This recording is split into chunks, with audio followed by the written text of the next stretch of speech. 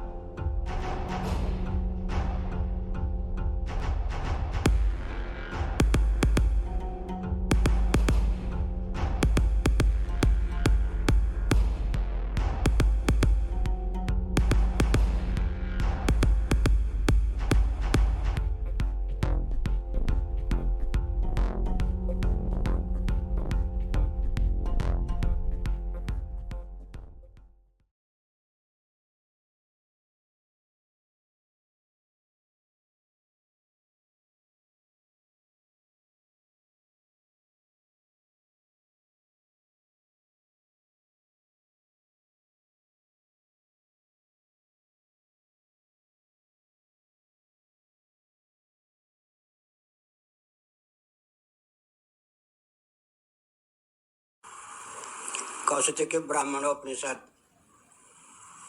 में बालाकी नामक घमंडी विद्वान ब्राह्मण ने अजातशत्रु राजा के पास पहुंचकर कहा कि मैं तुझे ब्रह्म का उपदेश करना चाहता हूँ। उसने आदिदेव का वर्णन किया। राजा ने कहा कि तुमने जो कुछ कहा तुम्हारी प्रतिज्ञा के अनुकूल यह नहीं है, यह सब तो मैं जानता हूँ, लेकिन यह ब्रह्म नहीं है। तुम तो कि देवता को ही ब्रह्म मानने वाले हो। फिर राजा ने ब्राह्मण ने जो प्रतिज्ञा की थी कि मैं ब्रह्म का उपदेश करना चाहता हूँ, राजा ने ही फिर ब्रह्म का उपदेश किया ब्राह्मण को। तुम जिस ब्रह्म का नाम ले रहे थे वह ब्रह्म ऐसा है। अब यहाँ पर शास्त्रार्थ है, जो कुछ कर्ता का वर्णन किया गया वह कर्ता प्राण को मानना चाहिए प्रसंग के अनुसार, या जीव को मानना चाहिए, या ईश्वर को ही मानना चाहिए। पूर्व पक्ष प्राप्त है कि प्राण ही सब देवताओं का जीवन है, सर्वदेवमय है। प्राण को ही कर्ता मानना चाहिए। क्रिया शक्ति का संपादन भी प्राण के द्वारा ही होता है। फिर पूर्व पक्ष है कि कदाचित प्राण को प्रसंगानुसार जड़ मान लिया जाए, तब जीव तो चेतन है और कर्ता भी है। उसी के लिए यह प्रकरण है।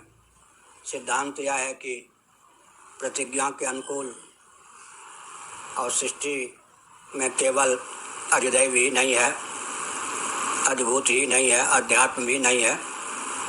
समग्र सृष्टि के कर्ता का प्रतिपादन है, और समग्र सृष्टि का कर्ता ईश्वर ही हो सकता है, जीव या प्राण नहीं।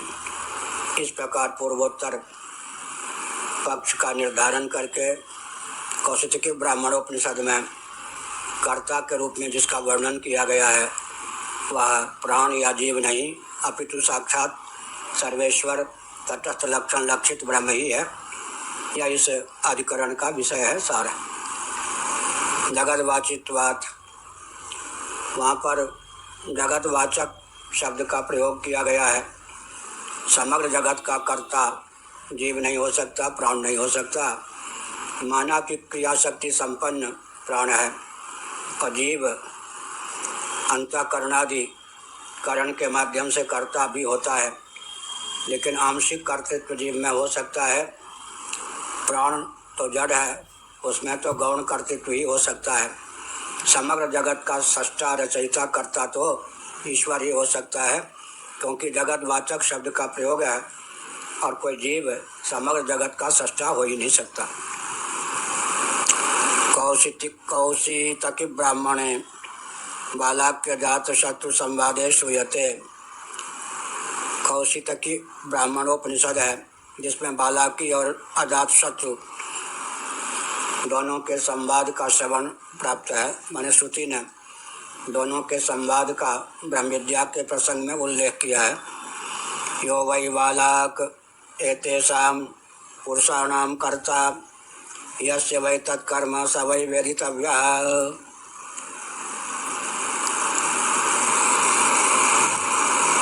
ये बालक इन पुरुषों का जो कर्ता है और जिस पुरुष का यह कर्म है वही तो विशेष रूप से जानने योग्य है। इति तत् किं जीवो वेदितव्यत्वेन उपदिश्यते उत मुख्य प्राणः उत परमात्मेति विषय। काल विषय संशय के अर्थ में। अब यहाँ प्रश्न उठता है कि वेदितव्य के रूप में, जानने योग्य के रूप में यहाँ जीव का वर्णन है या मुख्य प्राण का ही वर्णन है अथवा साक्षात परमात्मा का ही वर्णन है, यह संदेह प्राप्त होता है।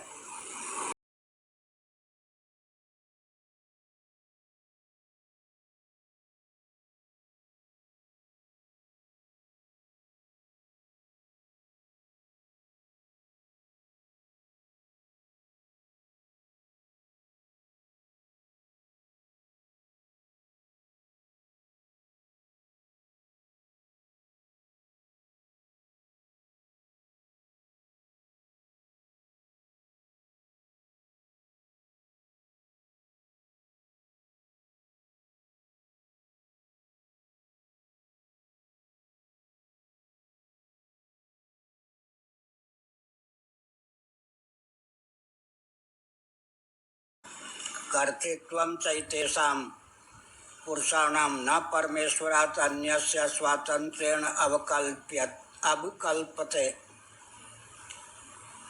उक्त पुरुषों का कर्तृत्व स्वातंत्र्य की दृष्टि से परमेश्वर के अतिरिक्त किसी अन्य में चरितार्थ नहीं होता। एक उदाहरण मैं अपनी ओर से देता हूँ। तप्त अयः पिंड के द्वारा, अयोगोलक के द्वारा कोई जल जाए तो तप्त अयोगोलक को क्या मुख्य अग्नि कहेंगे? तब तो मुख्य अग्नि को दग्धुर दग्धा कहना पड़ेगा। जलाने वाले को जलाने वाला, अग्नि तत्व का भी अग्नि तत्व। इसी प्रकार स्वातंत्र्यण तो आग ही जलाने में समर्थ है। उस अग्नि का सन्निवेश जब अयोगोलक में होता है तब लोक में उसको भी दग्धा कह देते हैं। उसके मुख्य दग्धित्व का बाध करने के लिए फिर अग्नि को दग्धुर दग्धा, जलाने वाले को जलाने वाला कहा जाता है।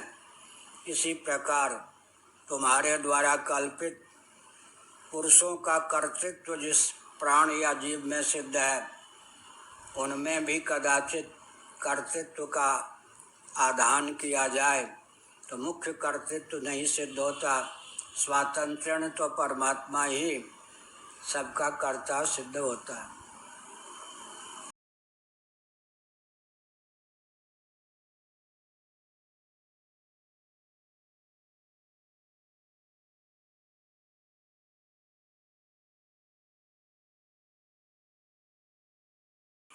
इसका मतलब प्राण को ही ब्रह्म भी कह देते हैं प्रसंगानुसार। मुख्य देव कौन है? प्राण ही है। ब्रह्म का अर्थ धारक भी होता है। ब्रह्म का एक अर्थ धारक भी होता है, एक अर्थ व्यापक भी होता है। इस प्रकार से त्यक्त के द्वारा वही कहा गया।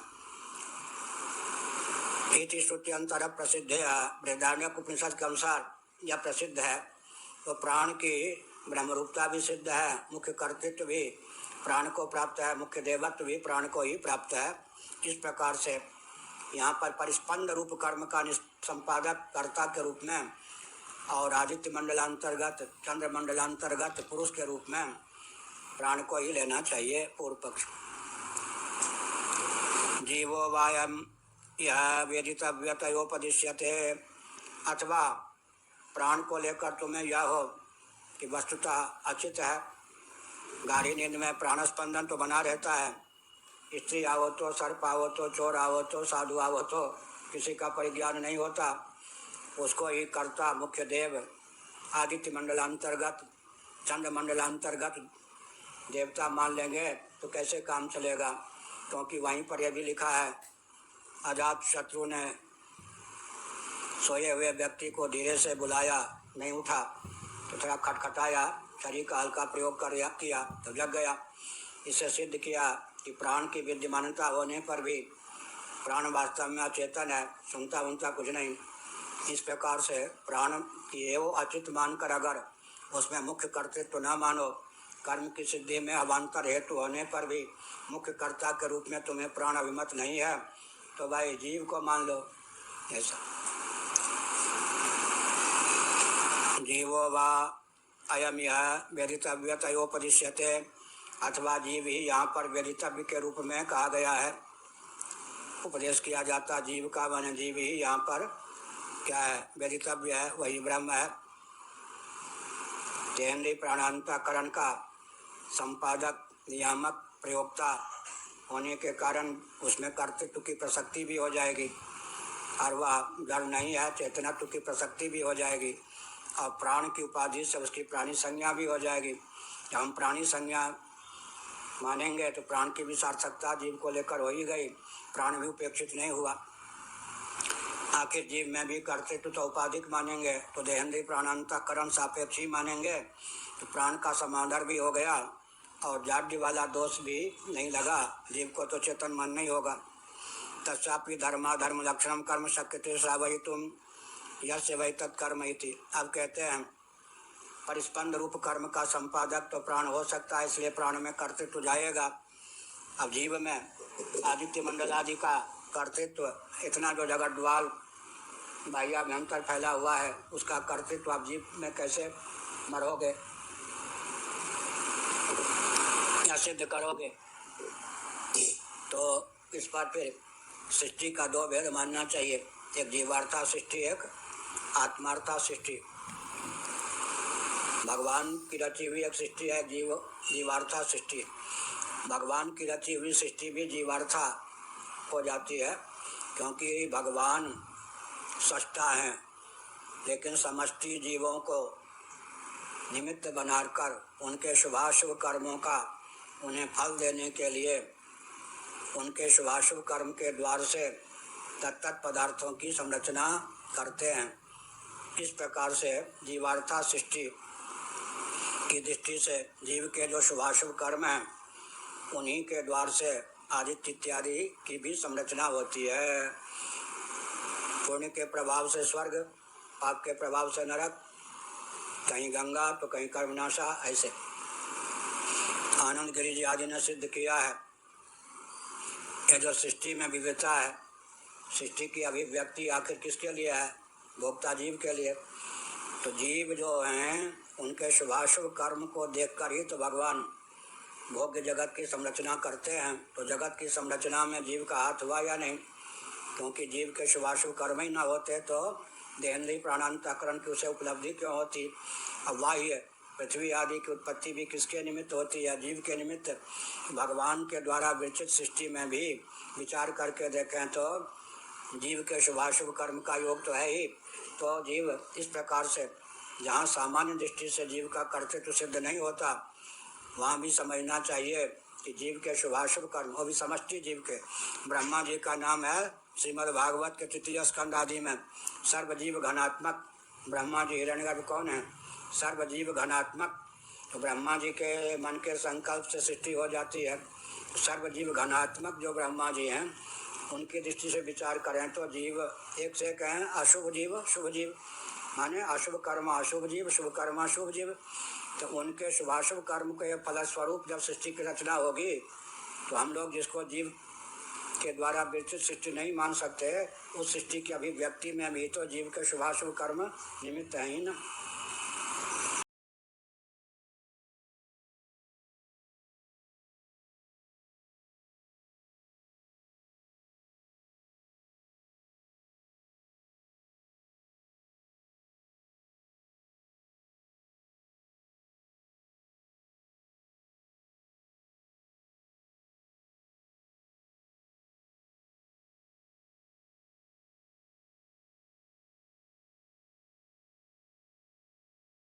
कर्म प्रधान विश्व रच राखा, जो जस करे सो तस फल चाखा। विधाता ने कर्म प्रधान विश्व की रचना की है। जो जिस प्रकार का कर्म करता है उसको उस प्रकार का फल भोगता मिलता है। तुलसीदास जी ने बता दिया, कर्म प्रधान विश्व रच राखा। भगवान ने कर्म प्रधान विश्व को रचा, माने जीवों के शुभाशुभ कर्मों के अनुसार भगवान ने सृष्टि की संरचना की है। इसलिए भगवान में कौन दोष नहीं है, वैषम्य नैर्घृण्य दोष नहीं है। ब्रह्मसूत्र।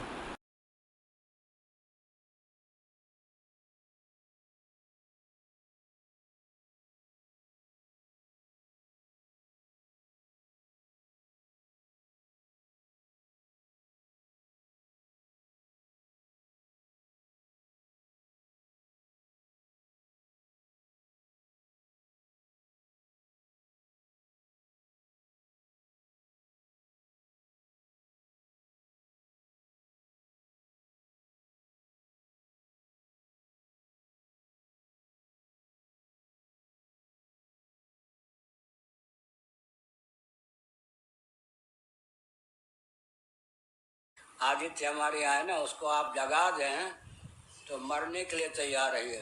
बब्बर शेर होकर क्या क्या बोल का आक्रमण कर देगा।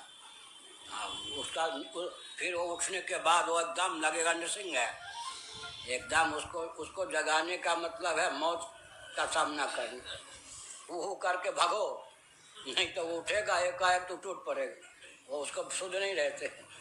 और एक दिन आध घंटे तक खड़े खड़े सोया, खड़े भी सो लेते। एक अपने यहाँ वो भी है पवन, हाँ, एक से एक विभूतियाँ हैं। खड़े खड़े भी सो गया, चित्र भी उसका लिया इन लोगों ने। हाँ, खड़े खड़े सो जाता, बहुत दिक्कत।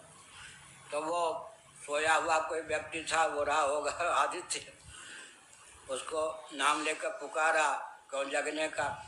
एक छड़ी मार दी अजात शत्रु ने, छड़ी मार दी तो छड़ी की चोट से उठ गया। तो इस प्रयोग के द्वारा दिखाया, देख प्राण था तब तो सोया हुआ था ना, मर गया होता तो प्राण कैसे चलता। लेकिन प्राण अगर चेतन होता तो बुलाने पे जग जाता। अब छड़ी मारने पर क्या हुआ, निद्रा तमोगुण की वृत्ति हो गई, जीव जग पड़ा। इस प्रकार दिखाया मोटे उदाहरण से कि प्राण जड़ है, चेतन जीव है। जीव जब जगा, जीव की उपाधि जब जगी, अंतःकरण जब जगा, तब उसमें चेतनता की सिद्धि हो गई। अब प्राण तो जगा हुआ था, जगा होने पर भी चेतन होता तो छड़ी मारने की क्या जरूरत होती। प्रयोग महंगा पड़ा, लेकिन बलाकी को नहीं मारा, सोए हुए व्यक्ति को मारा। बेचारे ने क्या अपराध किया था, उसको छड़ी मार करके उसको ज्ञान दिया कि वो प्राण जो है जड़ है। बड़ी विकट बात।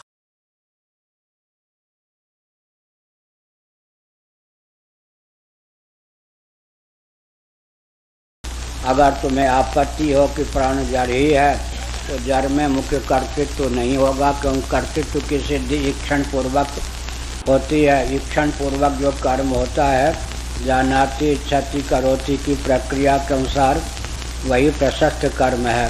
तो जीव तो चेतन है, जीव को तुम मान लो कर्ता। यहाँ जीव का ही प्रसंग है। जीवो वा अथवा यह वेदितव्यतयोपदिश्यते, जो जानने योग्य है उसका उपदेश करता हूँ। यहाँ पर वेदितव्य के रूप में अवश्य जानिए जानन योग। जानने योग्य के रूप में परमात्मा तत्व का नहीं, जीवात्मा का ही वर्णन। तस्यापि धर्माधर्म लक्षणम कर्म शक्यते श्रावयितुम यस्य वै तत्कर्म इति कल बताया गया। जीव का जो धर्माधर्म रूप कर्म है वह तो श्रुति के द्वारा सिद्ध है, और जीव अपने शुभाशुभ कर्म के द्वारा जगत का आंशिक रूप से कर्ता होता है कि परमात्मा भी जो सृष्टि की संरचना करते हैं तो जीवों के शुभाशुभ कर्म को द्वार बनाकर तो जीव में ही कर्तृत्व है, यहाँ परमात्मा का प्रसंग नहीं है। वो भी शुभाशुभ कर्म के द्वार से तत्त देहेंद्रियादि की संरचना करता ही है। इस प्रकार यहाँ पर जिसका कर्म अमुक अमुक है उसको मान लो कि जीव ही है, जीव करता है क्योंकि चेतन है, उसके द्वारा कर्म की निष्पत्ति में कोई आपत्ति नहीं होनी चाहिए। जिसका यह कर्म है सोपि भोक्तृत्वाद भोगोपकरण भूतानाम एतेषां पुरुषाणाम कर्तोपपद्यते। अब जीव जो है भोक्ता तो है ही, जीव जब भोक्ता है अन्नादि का भोग करता ही है, तो उसके उपकरण भूत भोक्तृत्वाद भोगोपकरण भूतानाम एतेषां पुरुषाणाम कर्तोपपद्यते। अब यह है कि कर्तृत्व भोक्तृत्व का सामानाधिकरण प्रसक्त है, अर्थात जो कर्ता होता है वह भोक्ता होता है। यह सिद्धांत वेदांतों को मान्य है। सांख्यों के अनुसार, योगियों के अनुसार कर्तृत्व जड़ निष्ठ है, भोक्तृत्व चेतन निष्ठ है। प्रकृति जिसको अव्यक्त कहते हैं, त्रिगुण कहते हैं, प्रधान कहते हैं, वही उसी में कर्तृत्व है। व्यष्टि जीवन में किसमें कर्तृत्व है? बुद्धि में कर्तृत्व है। और भोक्तृत्व पुरुष में है, क्योंकि कर्तृत्व विक्रिया है, विकार है, कर्ता विकारी होता है। शुभाशुभ बुद्धि संपन्न होता है, चेतन होता है, वो लोग नहीं मानते। वो कहते हैं कर्म विक्रिया है, कर्ता विकारी होता है। ऐसी स्थिति में कर्तृत्व जड़निष्ठ है, व्यष्टि में बुद्धि में कर्तृत्व है, और भोक्ता जीव है, क्योंकि भोक्तृत्व क्या है? उपलब्धित्व है। भोक्तृत्व को लेकर जीव में किसी प्रकार के विकार की प्रसक्ति नहीं होती। उनके यहाँ कर्ता कोई और, भोक्ता कोई और। ये तो लोक का प्रसिद्ध न्याय के भी विरुद्ध है। कहाँ लिखा है? तक्षाधिकरणम ब्रह्मसूत्र में।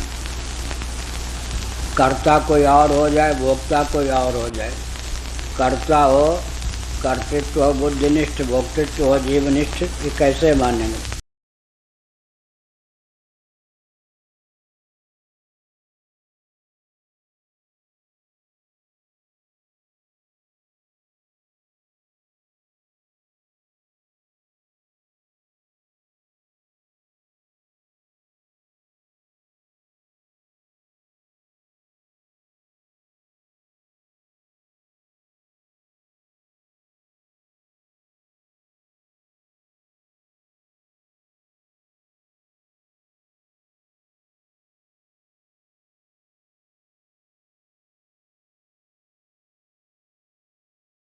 तो वेदांतियों के यहाँ फिर कहा गया यहाँ पर कि जीव तो भोक्ता देखा जाता है, तो भोक्ता कब होगा? जब भोग्य पदार्थ की संरचना होगी। अब भोग्य पदार्थ की संरचना कैसे होगी? जब भोग्य पदार्थ प्राप्त करने योग्य उसने कभी कर्म किया होगा, तब उसके कर्म के लिए वो भोग्य पदार्थ की रचना होगी। क्या? एक राजा थे वाल्मीकि रामायण में, बहुत कुछ दान किया, लेकिन अन्न दान नहीं किया, सुवर्णादि दान किया। मरने के बाद सोने चांदी सब भंडार उनको मिल गए, अन्न नहीं मिला। बेचारे बहुत व्याकुल हुए। उनसे कहा गया अन्न दान नहीं किया तो आपको अन्न नहीं मिल सकता। अरे भाई, तो भूखे मरेंगे। तो जो शरीर आपका छूटा वो शरीर आपको सब के रूप में दिखाई पड़ेगा। जब भूख लगे अपने शरीर को नोच नोच के खाइए वाल्मीकि रामायण। तो वहाँ पर अन्न के रूप में क्या हुआ, शरीर ही प्राप्त होगा। और तो आपने सब दानवान किया, समुद्र के क्या कहते सुवर्ण इत्यादि, अन्न दान नहीं किया तो अन्न आपको नहीं मिल सकता, भोग्य पदार्थ आपको नहीं मिलेगा। आखिर आपको भूखे रहना भी कब तक है। आपके द्वारा त्यागा गया शरीर ही राजा जी आपके सामने प्रकट हो जाएगा। उस मुर्दा शरीर को खा के संतुष्ट रहिए। इसका मतलब उन्होंने अन्न दान नहीं किया था तो अन्न भोग के रूप में प्राप्त नहीं हुआ। क्या इस हाथ दो उस हाथ पाओ, यही हुआ ना, यही कहा। जो भोक्ता तो जीव स्पष्ट ही परिलक्षित होता है, लेकिन भोक्ता तो तब होगा ना जब भोग्य सामग्री सुलभ होगी। अब भोग्य सामग्री कब सुलभ होगी, पूर्व जन्मों में जो उसने कर्म किया उस कर्म के अनुरूप जब वस्तु की अभिव्यक्ति होगी तब तो उसका वो भोक्ता बनेगा। तो भोक्ता जो जीव तब बनेगा जब वो पूर्व जन्मों में अपने द्वारा अनुष्ठित कर्म के फलस्वरूप भोग्य पदार्थों को प्राप्त करेगा। तो अंत में भोक्ता तो कर्ता सिद्ध हो ही गया ना। भोक्ता को चाहिए भोग्य सामग्री, भोग्य सामग्री कब मिलेगी, जब उसके कर्म फल देंगे, भोग्य सामग्री के रूप में प्रस्तुत होंगे। तो इसका मतलब भोग्य कर्म को करने वाला कौन सिद्ध होगा, वही भूतपूर्व कर्ता वर्तमान में भोक्ता हो जाता है, और वर्तमान में कर्ता भविष्य में जाके भोक्ता हो जाता है, यही है ना। और जो दृष्ट फलक कर्म है वर्तमान में करो और फल भोगो, पानी पियो और प्यास की निवृत्ति कर लो, अन्न पाओ और तत्काल फल मिला। लेकिन जो शास्त्र सम्मत कर्म है या शास्त्र विरुद्ध कर्म है ये तो दृष्ट कर्म हो गए ना, आहार इत्यादि। उसमें तो भूतपूर्व कर्ता वर्तमान में भोक्ता हो जाता है, वर्तमान में जो करता है भविष्य में जाके भोक्ता होता है।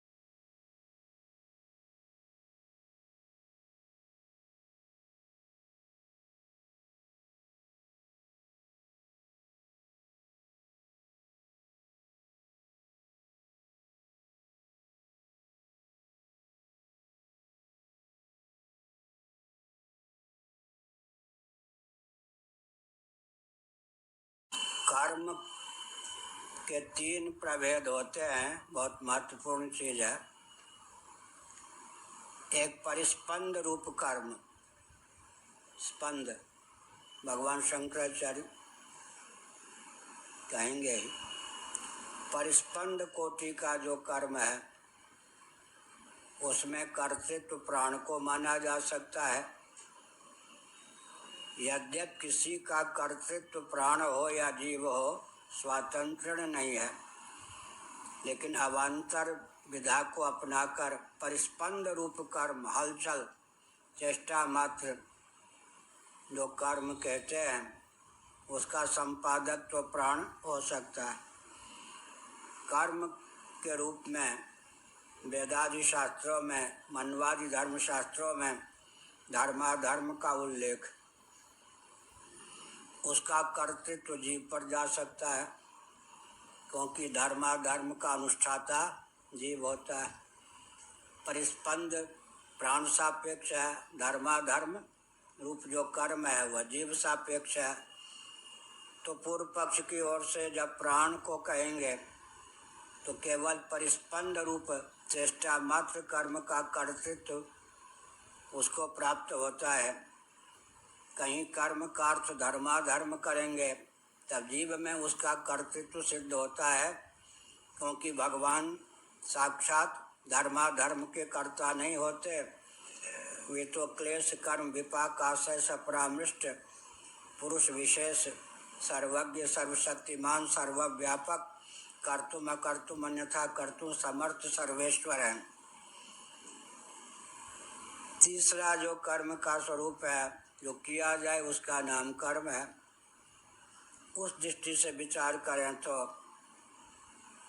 कर्म की सिद्धि में स्वातंत्र्य परमात्मा का ही है। इस संदर्भ में मैं अपनी ओर से गीता का एक वचन उद्धृत करता हूँ, 18वें अध्याय का। अधिष्ठानम तथा कर्ता करणंच पृथक विधम विविधाश्च पृथक चेष्टा दैवं चैवात्र पंचमम। यहाँ पर विचार करना चाहिए। विविधाश्च पृथक चेष्टा, उसी को तो कर्म नहीं माना गया। प्राणस्पंदन तो चेष्टा रूप है या तत्त करण निष्ठ है, वो तो वास्तव कर्म की सिद्धि में एक हेतु है। विविधाश्च पृथक चेष्टा, पंच हेतुओं में परिस्पंद रूप जो चेष्टा है, करणगत या प्राणगत माने करण के द्वार से प्राणगत उस चेष्टा को माने तो कर्म की सिद्धि में एक प्रयोजक मात्र है। वही तो अपेक्षित सैद्धांतिक कर्म नहीं सिद्ध होता है। अब धर्माधर्म को मानेंगे। धर्माधर्म रूप जो कर्म है वो अज्ञान की दशा में जीव के द्वारा अनुष्ठित है। वास्तव में तो भगवान धर्माधर्म के कर्ता नहीं सिद्ध होते हैं। समग्र सृष्टि के कर्ता को जो अत्यंत अभीष्ट हो, इस प्रकार का जो कर्म है, जो किया जाए उसका नाम कर्म है। कार्यात्मक प्रपंच ही जिसका कर्म है। इस दृष्टि से विचार करें तो स्वातंत्र्यण मुख्य कर्तृत्व किसमें सिद्ध होता है? मायोपाधिक चेतन में, ईश्वर में, सर्वेश्वर में। तत्वतः तो जीवात्मा भी लक्ष्यार्थ दृष्टि से, परमात्मा भी लक्ष्यार्थ दृष्टि से अविक्रिय विज्ञान घन ही है। तत्रैवं सति कर्तारम् आत्मानं केवलं तु यः पश्यत्य कृत बुद्धित्वान् न स पश्यति दुर्मति, ऐसा गीता में आगे कहा गया। तो अगर परिस्पंद रूप कर्म का ही वर्णन होता तो ब्रह्म कर्तृक व नहीं होता, प्राण कर्तृक मान लेते। धर्माधर्म रूप कर्म का ही यहाँ पर वर्णन होता तो जीव कर्तृक मान लेते। लेकिन जो किया जाए वह कर्म, इस व्युत्पत्ति के अनुसार अगर विचार करें तो मुख्य कर्तृत्व किसमें सिद्ध होता है? सर्वेश्वर परमात्मा में, मायोपाधिक चित्त धातु में।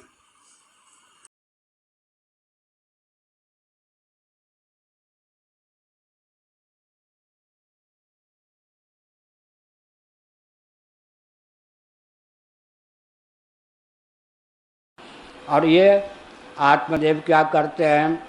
उनका पोषण करते हैं, क्योंकि ये सब जड़ जो हैं, आत्मदेव चेतन न हो तो इनमें काम करने की, इन सब की, ये इनका पोषण। जीव अपने उपकरण का पोषण करता है। उपकरण भूत जो देहेंद्रिय प्राणांतःकरण हैं, ये जीव का पोषण करते हैं। घुमा फिरा के क्या हुआ? इनको भी कुछ अंश मिलता है या नहीं? ब्रह्मा जी ने क्या कहा? ब्रह्मा जी ने यह कहा भगवान भागवत में, यहाँ जो चम्मच है, चमस, दरवी पाक रसम, दरवी पाक वो है मुक्ति को अपनी दरवी करछुल आदि जिससे भोजन बनाने में चलाते हैं ना, दाल वाल सब्जी आदि, उसको रस मिलता है भोजन का। कितना भी बढ़िया भोजन हो, दरवी को कोई रस मिलना है? या चम्मच से जो भोजन करते हैं, चम्मच को कोई रस मिलना है? नहीं मिलना है। तो लेकिन हम जो हैं चषक इंद्रियों के देव, ब्रह्मा जी ने कहा, हम लोग क्या हैं? तत्करण के देवता हैं। हम लोग आपकी कृपा से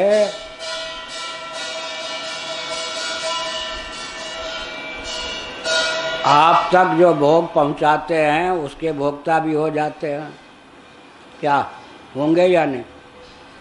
वहाँ तो दर्बी में क्या है, भोक्तृत्व तो नहीं है। यहाँ इंद्रियानुग्राहक देवता में भोक्तृत्व भी है। तो इसका मतलब भगवान की ओर से जीव जो राजाधिराज सेठ जी है उसकी ओर से इनको भोग मिल जाता है। ये जो भोग पदार्थ भोग पहुंचाते हैं ना, उसी में इनको भी बट्टे खाते मिल जाता है। तो जीवार्था जो भोग्य पदार्थ का संकलन ये करते हैं उससे इनका भी पोषण हो जाता है।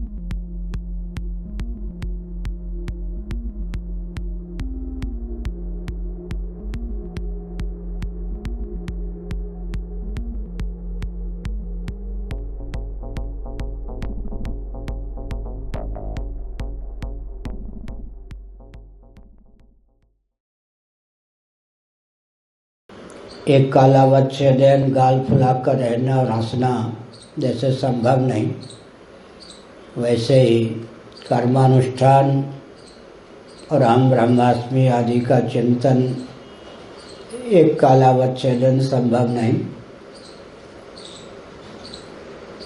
उदाहरण है, कहीं गंतव्य तक पहुंचना है, व्यक्ति को पैदल चले, साइकिल से चले, अश्व से चले, मन में भाव आ जाए नहीं चलना है तो न चले। यहाँ उसकी स्वतंत्रता है, लेकिन किसी ने छींक मार दी, अनिच्छन्नपि न चाहता हुआ भी व्यक्ति उस छींक को सुनने के लिए बाध्य है।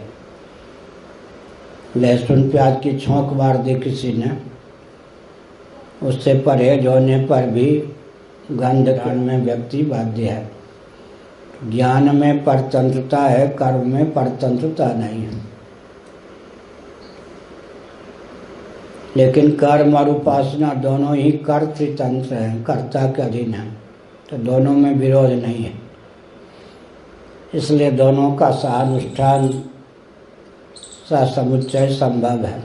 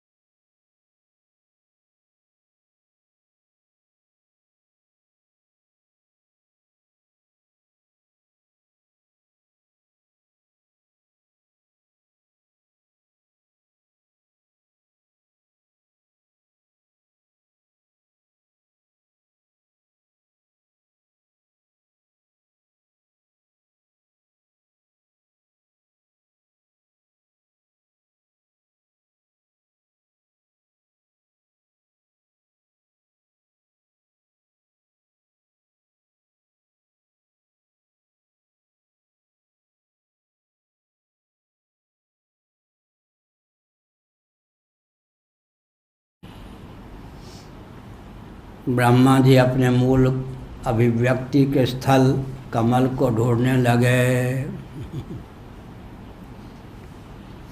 100 वर्ष बिता दिया, लेकिन अपने उद्भव स्थान कमल का दर्शन नहीं हुआ, नाभि कमल में कमल का दर्शन नहीं हुआ।